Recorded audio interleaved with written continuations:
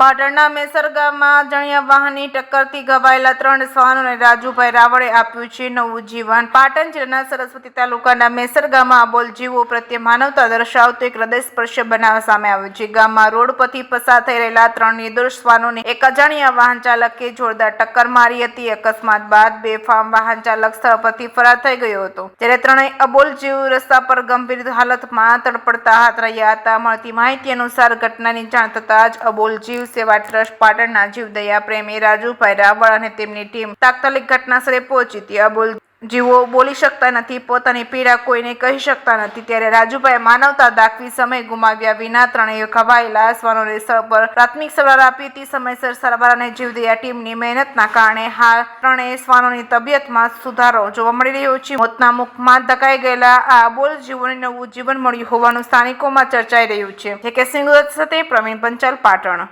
મેસર ગામમાં 3 શ્વાનોને કોઈ અજાણ્યા વાહન ચાલકે ટક્કર મારીને ફરાર થઈ ગયેલ, જેથી કરીને દિલીપભાઈએ અમને ફોન કરેલો કે રાજુભાઈ અમારા ગામમાં મેસર ગામમાં 3 શ્વાનો ઘાયલ છે, તમારે પ્રાથમિક સારવાર માટે આવવું પડશે।